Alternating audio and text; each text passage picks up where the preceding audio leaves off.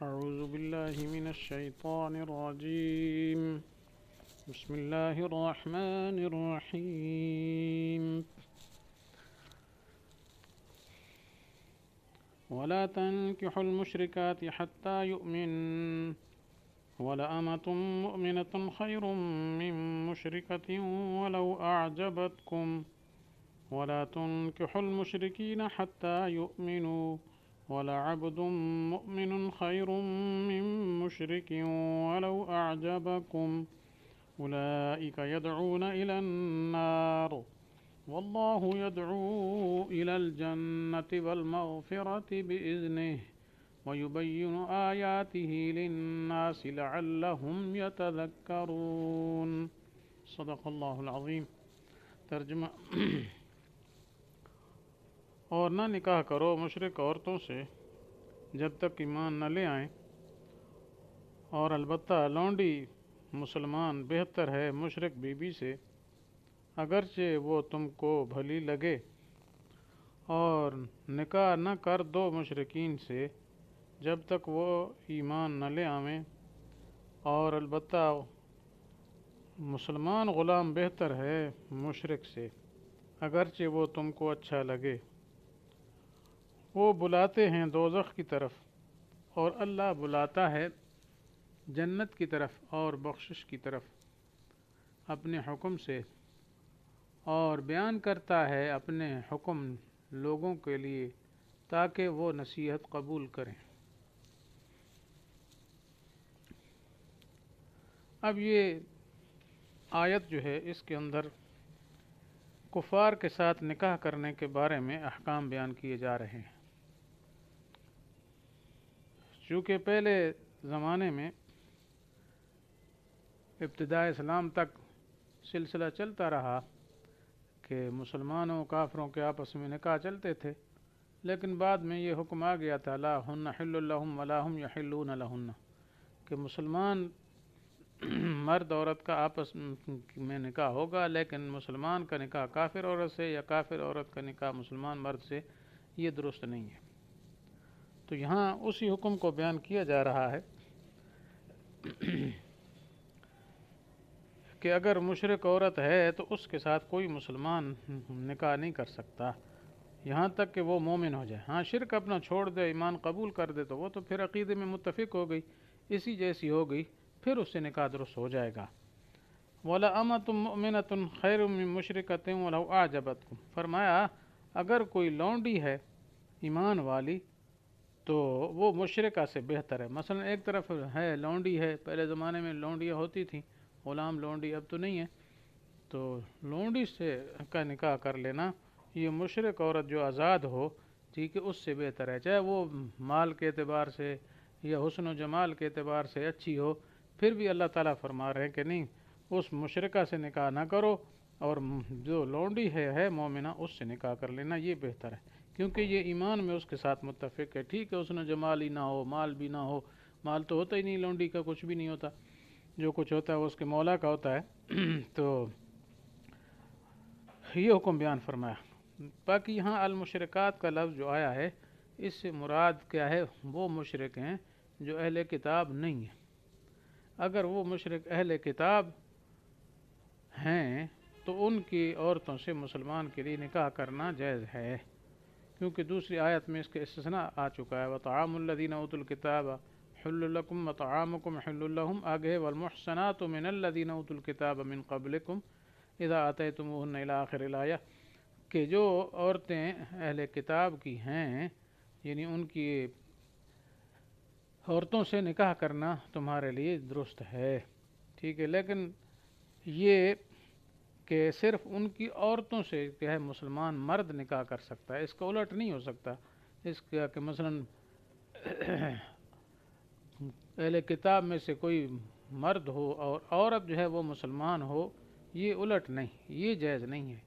یہ مطلب ہے کسی عورت مسلمان کا نکاح کسی مرد کافر سے، چاہے وہ اہل کتاب سے ہو یا غیر اہل کتاب ہو، ہر صورت میں جائز نہیں ہے۔ صرف مسلمان مرد جو ہے وہ مشرکہ عورت سے تو نہیں کر سکتا، لیکن اہل کتاب میں سے ہے تو پھر اس سے کر سکتا ہے۔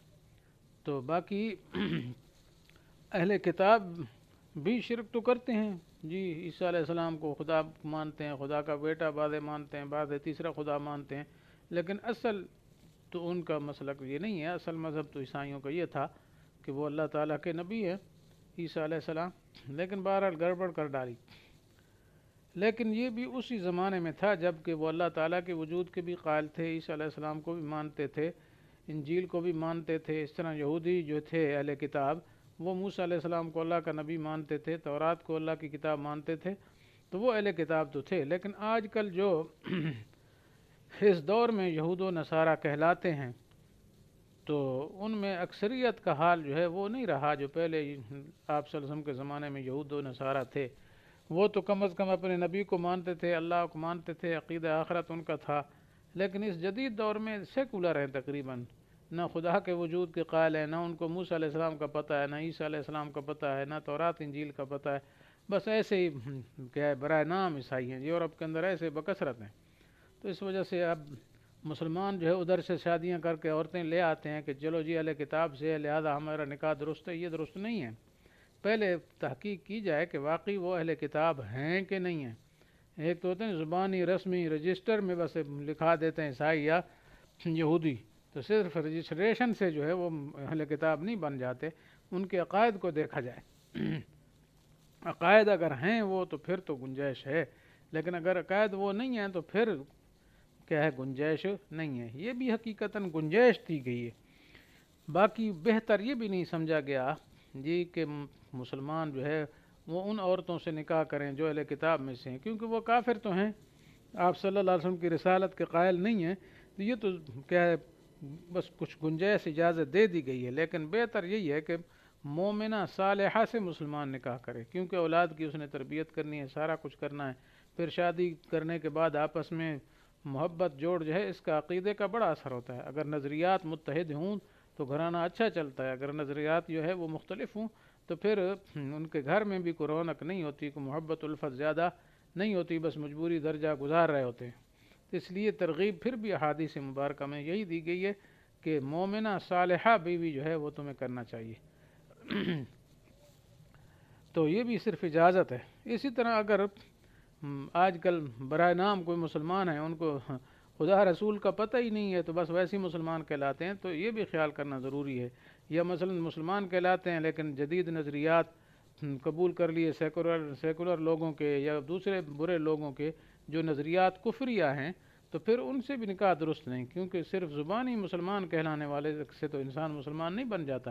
بلکہ مخصوص عقائد ہیں اسلام کے، ان کو اپنانے کی وجہ سے، عقیدہ بنانے کی وجہ سے، اللہ رسول کا آخرت کا قائل ہو اور قطعیات کا قائل ہو، تب مسلمان بنتا ہے۔ یہ تو نہیں ہے کہ بس نام لکھا دیا مسلمان تو پھر ان کی عورتوں سے نکاح درست ہو جائے، یہ درست نہیں ہے۔ تو اس وجہ سے مسلمانوں کو کوشش کرنی چاہیے کہ جب کہیں رشتہ کریں تو پہلے ان کے عقائد کو دیکھیں کہ عقیدے ان کے صحیح ہیں یا غلط ہیں۔ اگر ان کے عقائد کفریہ ہیں خدا نخواستہ، پھر وہاں ہرگز رشتہ نہ کیا جائے۔ تو بہرحال یہ مختصر یہ رشتہ دینے کے بارے میں فرمایا گیا، ولا تنکحوا المشرکات، ہاں نہیں مشرک عورتوں سے نکاح نہ کرو حتیٰ کہ ایمان ہو لے آئیں، ولا امۃ مؤمنۃ خیر من مشرکۃ، مسلمان ایمان والی لونڈی جو ہے یہ مشرکہ عورت سے بہتر ہے، اگرچہ وہ مشرکہ عورت تمہیں اچھی لگ رہی مال و جمال کی وجہ سے۔ آگے فرمایا ولا تنکحوا المشرکین حتیٰ یؤمنوا، مشرکین کو اپنی عورتیں نکاح کر کے نہ دو، مطلب جو تمہارے اختیار میں، مثلا اپنی بچی کا نکاح انسان کر کے دیتا ہے، یا مثلا باپ نہیں ہے تو اپنی بہن کا نکاح کرنا پڑتا ہے، یا پوتی نواسی کا، کئی موقعوں میں انسان کسی عورت کا متولی بنتا ہے، تو فرمایا اپنی مسلمان عورتیں جو ہے وہ مشرکین سے نکاح کر کے نہ دو، وہ چاہے مشرک اہل کتاب ہوں یا غیر اہل کتاب ہوں، مثلا مجوس ہیں، سکھ ہیں، ہندو ہیں، اور بہت سارے کفریہ قومیں ہیں، کفریہ نسلیں ہیں، کفریہ گروہ ہیں جی، ان کی کسی کافر کو مسلمان عورت ہرگز نہیں دی جا سکتی حتیٰ یؤمنوا، حتیٰ کہ وہ ایمان لے آئیں۔ آگے فرمایا ولا عبد مؤمن، اگر کوئی غلام ہے لیکن ہے ایمان والا تو وہ مشرک سے بہتر ہے، مشرک سے بہتر ہے، اگرچہ وہ کیا ہے جو کافر ہے وہ بڑا ہے جی، بڑا اچھا لگتا ہے تمہیں، مثلا مال و دولت خوب ہے، کوٹھیاں کاریں ہیں، بیلنس ہے، کروڑوں اربوں کا مالک ہے، قسم قسم کی زمینیں اور کیا ہے آبادیاں اس کے قبضے میں ہیں اور اس کے ملک میں ہیں جی، اس کے ہر طرف ریل پیل ہے مال و دولت کی، اور حسن و جمال بھی خوب ہے۔ فرمایا نہیں، چاہے جتنا بھی پیارا لگے، چونکہ شرک ہے اس کے اندر، کفر ہے اس کے اندر، لہذا وہ اس کا قابل نہیں ہے جی کہ تم اس کو اپنی مسلمان عورت نکاح کر کے دے دو۔ آگے وجہ بیان فرما دی کہ یہ مناکحت جائز کیوں نہیں ہے۔ اولئک یدعون الی النار، فرمایا یہ کہ وہ کیا ہے، دعوت دیتے ہیں آگ کی طرف۔ مقصد یہ ہے اس کا کہ جب یہ کافروں سے نکاح ہوگا، اپنی عورت کسی نے نکاح کر کے ادھر دے دی، تو ظاہر بات ہے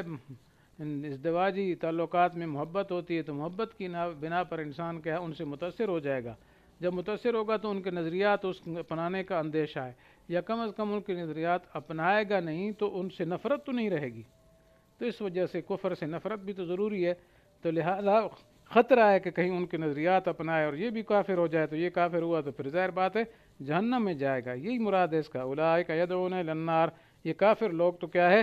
دوزخ کی طرف بلاتے ہیں۔ واللہ یدعو الی الجنۃ والمغفرۃ باذنہ، اور اللہ جنت کی طرف اور اپنے حکم سے مغفرت کی طرف دعوت دیتے ہیں۔ تو اس وجہ سے مومن کا مومنہ سے نکاح ہوگا جی، تو پھر ظاہر بات ہے دونوں کا عقیدہ ایک ہوگا، دونوں آخرت کے قائل ہوں گے جی، تو اس اعتبار سے وہ نیکی کی طرف راغب ہوں گے۔ اور نعوذ باللہ اگر کسی کافرہ سے یا کافر سے نکاح ہو گیا تو پھر مسئلہ خراب ہے، وہ لے جائے گا۔ آگے فرمایا وَيُبَيِّنُ آیَاتِهِ لِلنَّاسِ لَعَلَّهُمْ يَتَذَكَّرُونَ، اللہ تعالیٰ اپنی حکم لوگوں کے لیے اس لیے بیان کرتے ہیں تاکہ وہ نصیحت قبول کریں۔ تو یہ آخر میں فرمایا، تو گویا تاکید فرما دی کہ میرے حکم پر کیا ہے، جمع رہو، قبول کرو، اس کے خلاف ہرگز نہ کرو۔ تو اللہ تعالیٰ سے دعا ہے کہ اللہ تعالیٰ ان احکام پر ہمیں عمل کرنے کی توفیق نصیب فرمائے۔ وآخر دعوانا ان الحمد للہ رب العالمین۔